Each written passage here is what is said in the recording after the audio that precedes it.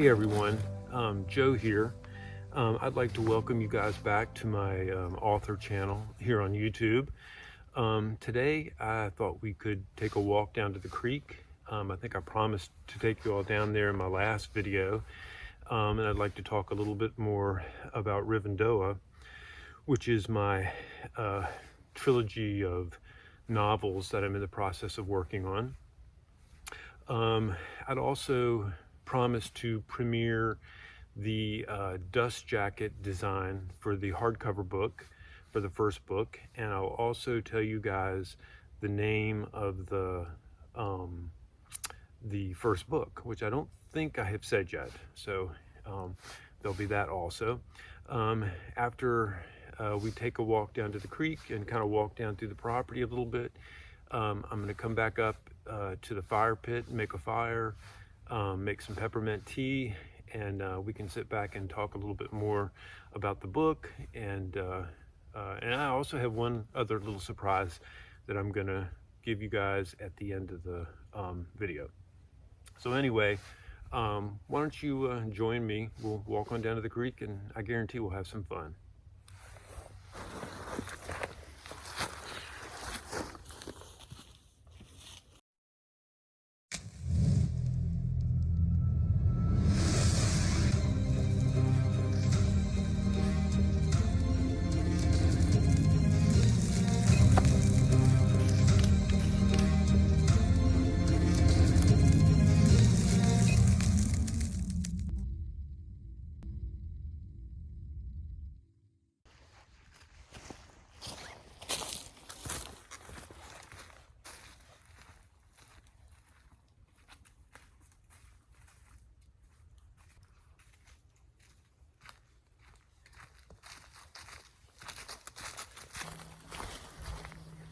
You know, on the way down to the creek, I thought I'd point out some of the trees and the fauna in this part of the woods. You know, even though it's winter, there's still a lot that you can see. So one of the things I wanted to point out was that at the top of the hill is a stand of old pines, and it's predominantly Virginia pine with some red pine too, and a lot of it has fallen over the years, making for some good firewood and building materials. Under the pine is a ground cover called Partridge Berry. You can see it here. It's considered a wildflower, and the berries are edible, though not very tasty, I hear. I haven't tried them myself. And the leaves can be dried as an herb. The berries come out in the winter time, and they have a nice kind of holiday look to them.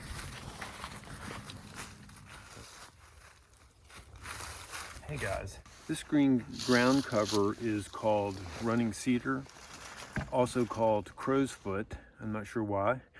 It covers most of the forest floor in these woods, and in the summer it's like a green carpet. It's beautiful. A fun fact, I looked up about this stuff. The spores contain a lot of oil, and Native Americans use them during their spiritual ceremonies to produce a bright light by burning them. I think I might use this in my novel. I kind of like the idea. And later I found out that photographers use the spores to create a flash of light before taking a picture. Who knew? I think I might see if I can use some of this in my fire today. But anyway, that's kind of a little detail that would be fun to include in the books. You know, the idea of flash of light and how I might be able to work that in. But anyway, I thought you might find that interesting. Some of the oaks that we have to be at least 100 years old, and the beech trees, which are kind of a gray bark tree, they have these beautiful root systems that intertwine over each other and twist around and have a really unique look. I kind of would like maybe to show you that today too. And here we are. I don't know if you can hear it, but here is the creek. you can take a look at it. There are actually two creeks on this property. They converge at the far end, making for one large waterway that then goes off of my property. I love the constant murmur of the water. And I think from here on out, I'll just let the sound of the creek speak for itself as I show you what it looks like.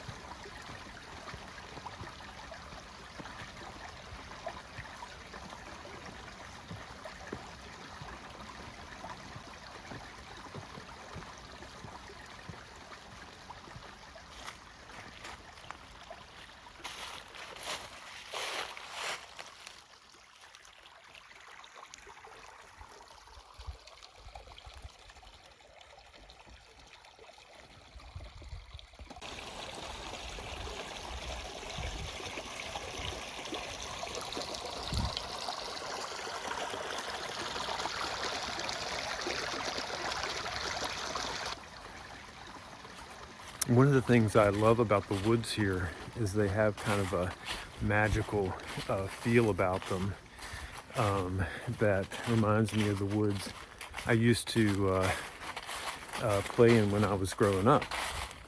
And, you know, the idea of a magical tree sort of is a thing that is featured in Rivendoah, though I don't want to give too much away about that. It's a sort of a magical place that the protagonist needs to find, along with the people that are helping him. Oh wait, here, I wanted to show you this beautiful oak tree. Looks like it might have gotten hit by lightning at some point.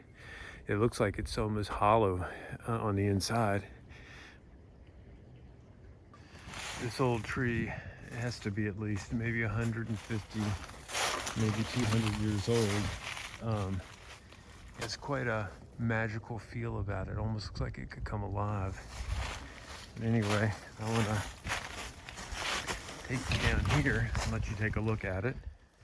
Here's some more images of the creek and this beautiful oak tree. Looks like it has seen better days, just like me. But anyway, it's quite something.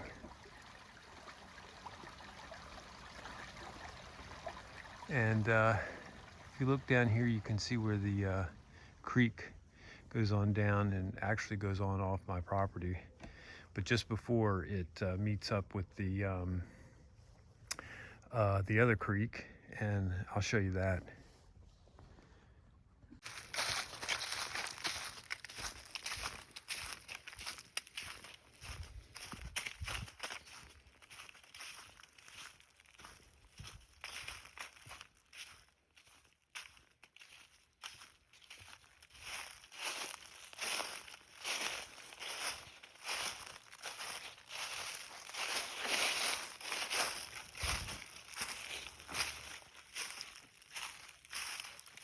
This is where the two creeks converge. Kind of comes to a point here of land, and you can kind of see that the two creeks come together.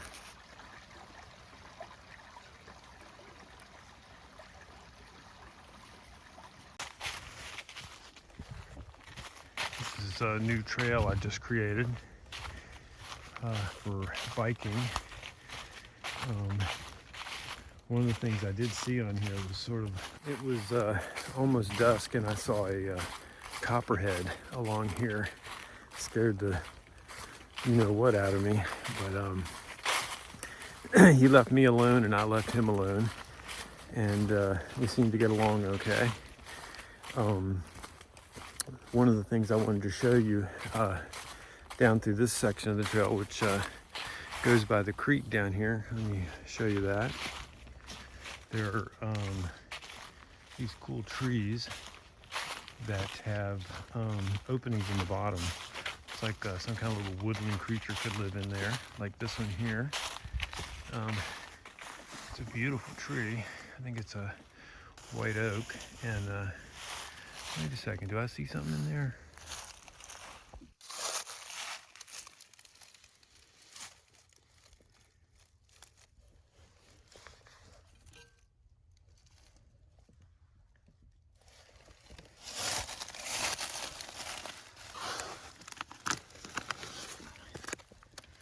I wonder what this is.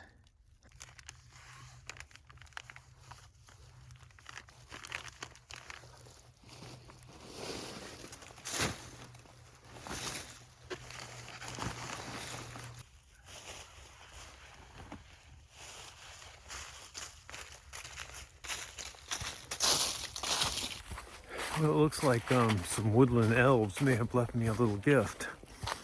Anyway, I guess, you know, that it wasn't completely by magic that got there. But anyway, I think what I'd like to do now is head back up to the fire pit and light a fire, make some peppermint tea, and let's see what we can find out about this package.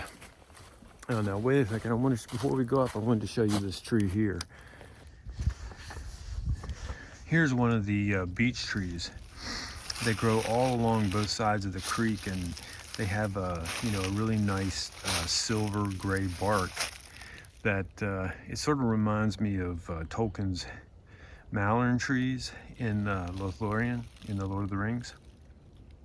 I wonder if they were inspiration for Tolkien when he was writing about these trees.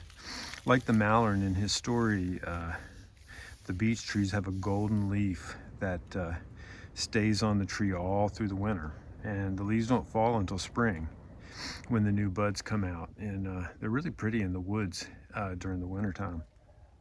Anyway, I thought I'd show you that before we head on up the trail.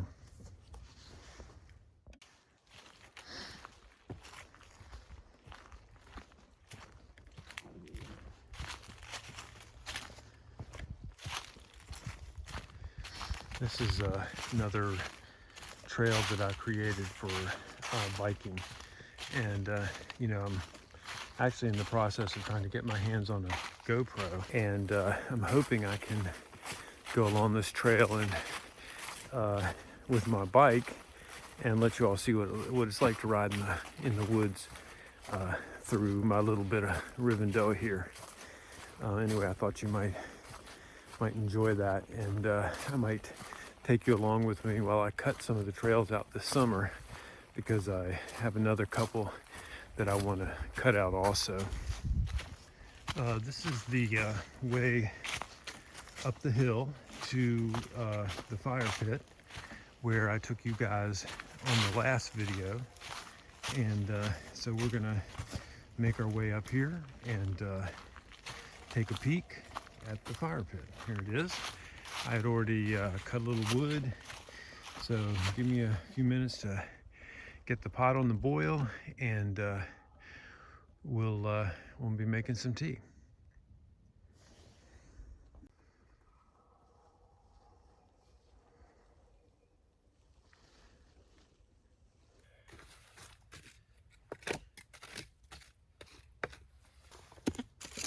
Looks like I still have some leftover wood and charcoal in here,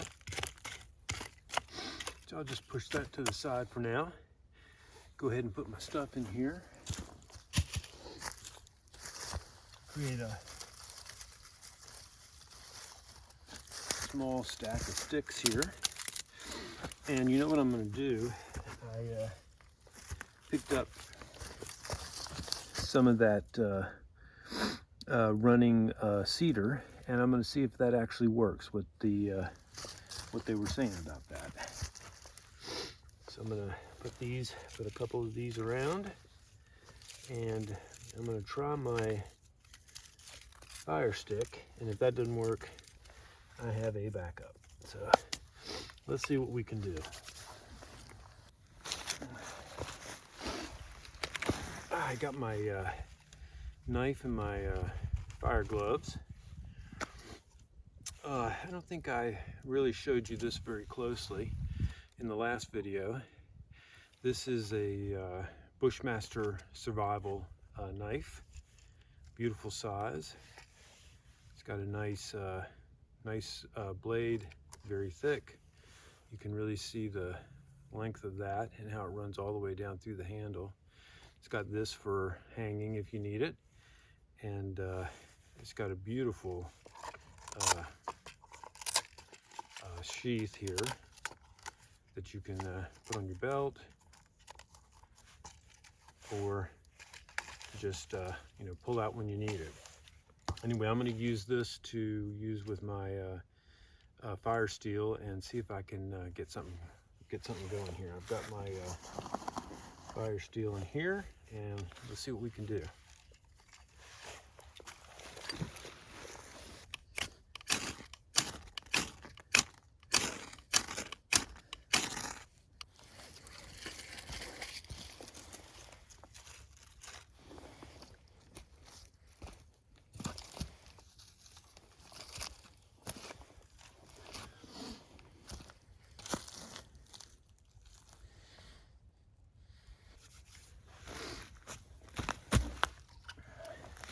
Thought I'd put these in there and see what happens, if anything.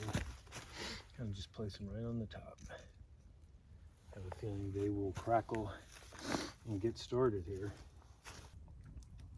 Well, while I'm waiting for the fire to heat up, it's starting to warm up already. It looks really good. I want to talk a little bit about my protagonist, Graham Hunter.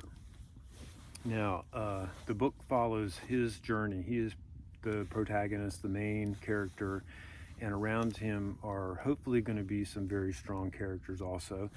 But one of the primary things that they have to discover is what Rivendoah is. It's sort of a mystery that unfolds for them. And of course, you guys are in on the secret a little bit because, it's a place, and it is a tree, in effect, though it's an unusual tree. But through vision and deciphering, I'll give you some hints there, they discover where to look for the tree. And actually, the tree doesn't even really, the place Rivendoah doesn't really, isn't discovered and found, and its secrets pulled from it until the second book. The first book is sort of a discovery by the protagonists of the fact that there is, beyond the real world, there is another world that exists in which this evil character comes forth and is reawakened after a long sleep. And the characters who exist in the real world. That's one of the things that, for me, fantasy story must have, is the fact that it is rooted in the real world, and it's a gritty world. It's a world that we all see every day. And the fantasy aspect of it, the dark fantasy, the horror, comes through that real world experience. And so hopefully it makes it believable and makes you care about what happens to the characters, because you really feel like their lives are on the line. Let me put some more wood on the fire. I'm afraid it's going to get low and I'm not going to get the coals that I need to get the tea started. So I'm going to put some more wood on the fire and really get some hot coals going, and then we can make some tea together.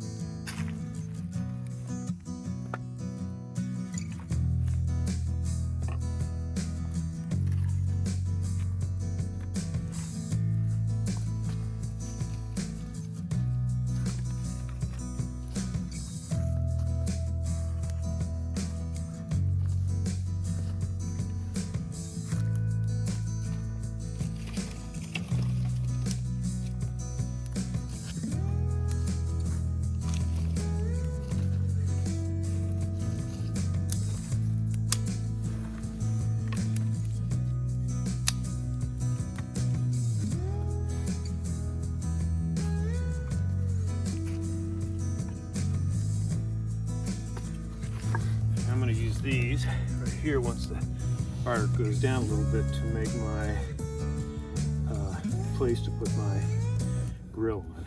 So I'll keep these to the side for right now and throw on a little bit more.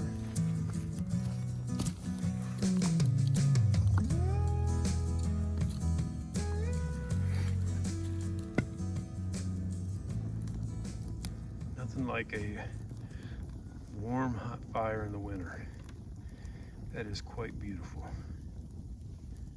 I guess I'm gonna need to get some water on the boil. I think our coals are getting hot enough and our fire. I'm gonna pull out my bottled water, which is from the well on our property. Love this stuff. Nice and clean.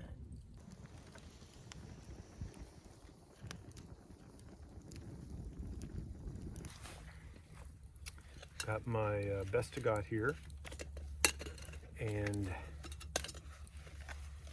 you saw me use this for the first time in the last video when I made my coffee. I didn't bring my press today. It was also a Best to Got. Some people say Best to Go. I say Best to Got. You can kind of decide what you like best. You can look up online. I'm gonna get my fire grill on, and we will get some water in here. Let me get my grill on first. Hey, I've got my Hellfire here, which should work great. It did last time. Let's see if I can pull out the same one I used. The other one's still nice and clean. Yeah, before I stick it on, I kind of want to create a nice little stand for it. Maybe right across here like that. That's it.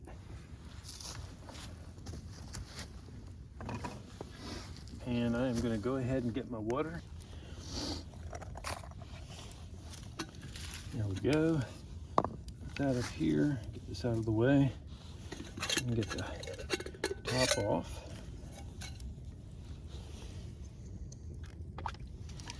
And pour that water right in there. That'll be a good start. And I will put that right on the fire and get my fire gloves, because that fire is getting hot. I'll use this to get it on there.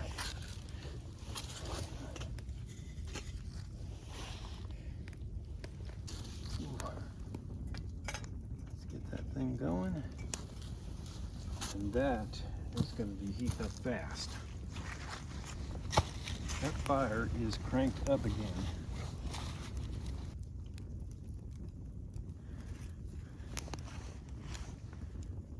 I also have my tea in here somewhere.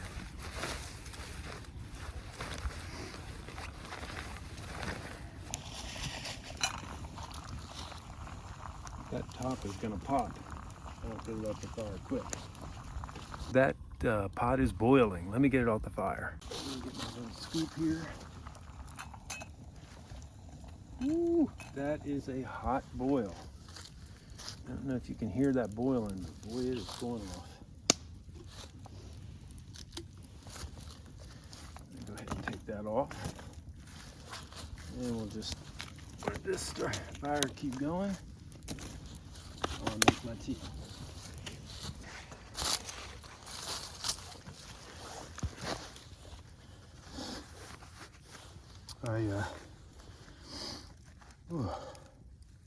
I brought some peppermint tea with me. I'll take my gloves off. I think I'll just need one today. And it's cooled down already. That water is still hot though. Go ahead and pop that in. Give it a little dip. There we go. Just cover that up. That'll stay nice and warm.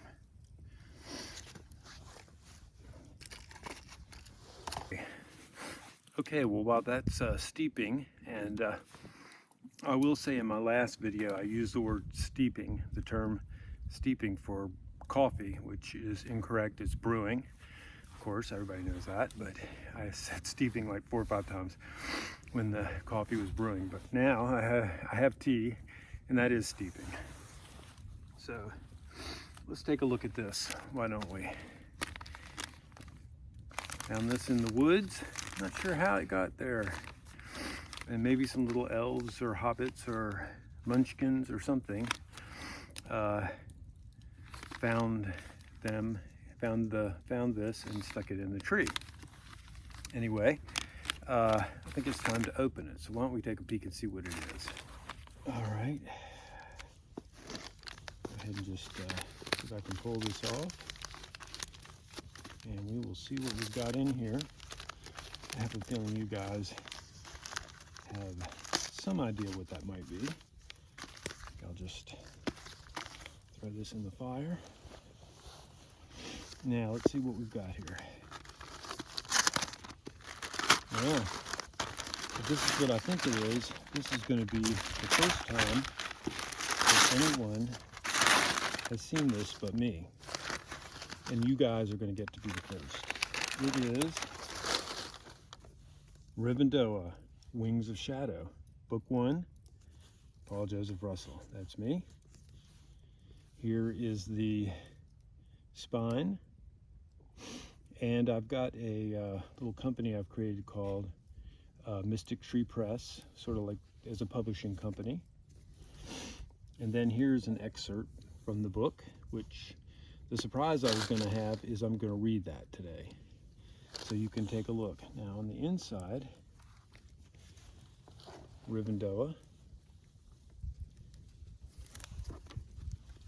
And of course that's my ugly mug.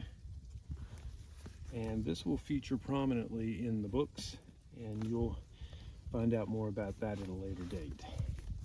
So here we are, Rivendoah, Wings of Shadow, Book 1, coming out soon. Now I'm going to put this on the fire, and then we'll do a little more talking while I pour my tea and drink it.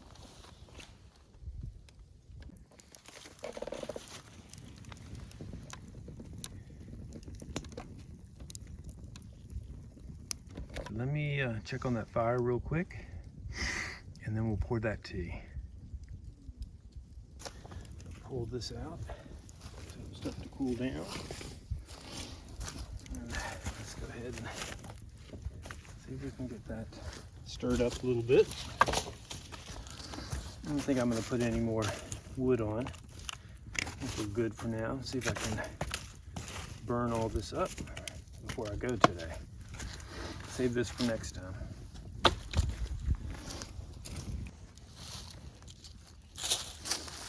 All right. Move this aside. I don't want to get wet. I'm gonna go ahead and pour this tea. It's cooled down quite a bit. That was hot. Ooh. I don't know if you can see that, but it looks beautiful. Just right. So let's see. Ooh, got toasty. Ooh, that is hot.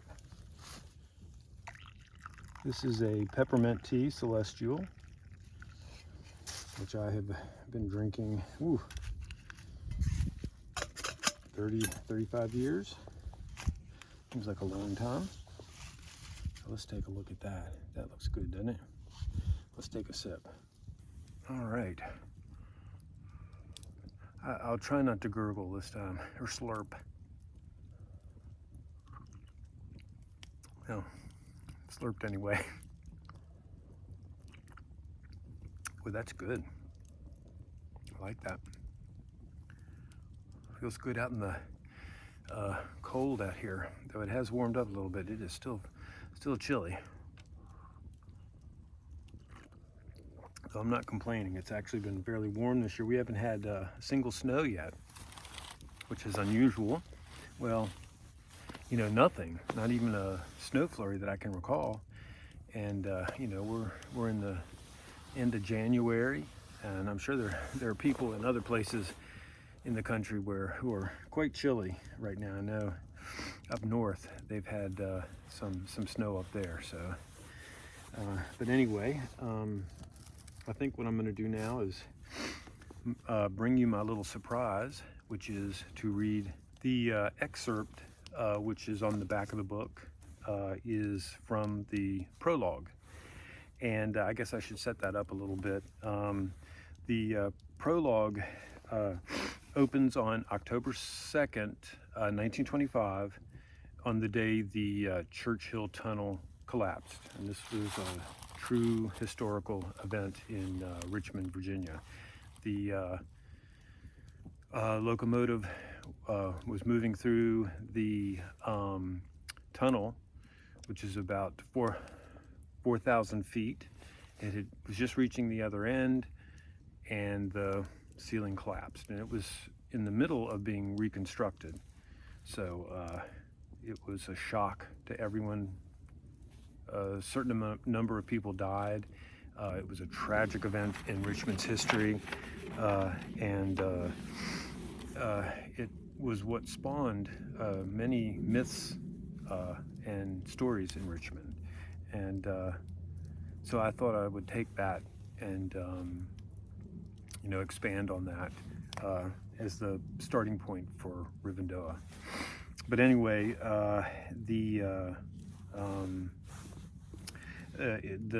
we are introduced to Parker Davis, who is featured prominently in the book, sort of in the background.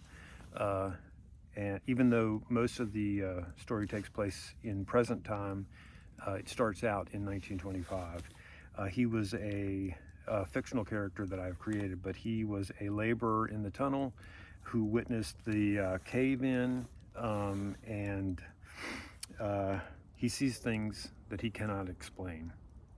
Then he runs for his life through falling bricks, fumes, and smoke.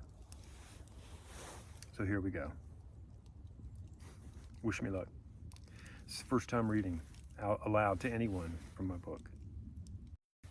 An excerpt from Rivendoah. Parker opened his eyes. Above him lay gray sky, misting with rain. Suddenly his view was blocked by a face looking down at him.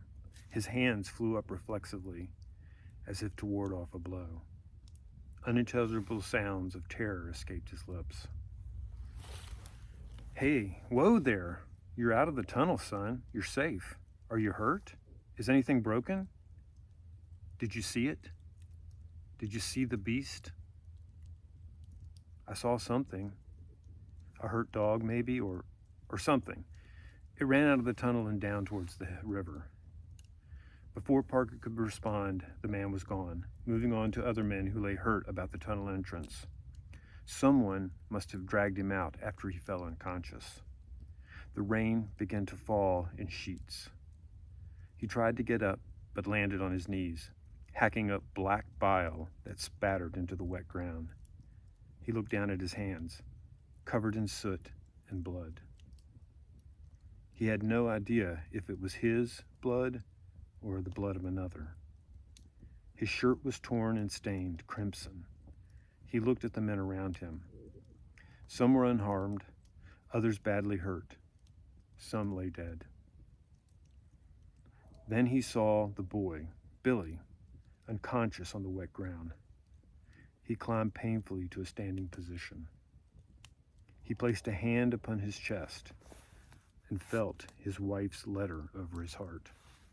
He lifted his hands to the sky, spreading wide his arms, letting the rain wash over him, glad just to be alive. The rain fell, hiding the tears that rolled down his face. All around him, confusion and chaos reigned. Rivendoah. All right, well, it will be out soon, hopefully. When it is, you'll, of course, be hearing all about it. And I still have a bit of editing to do, and there's some loose ends that need to be tied up, but hopefully I can bring all that together and get this out, hopefully in the next couple of months. So I may try to send it to a publisher. I think I want to try and do that, and just see what kind of response I get.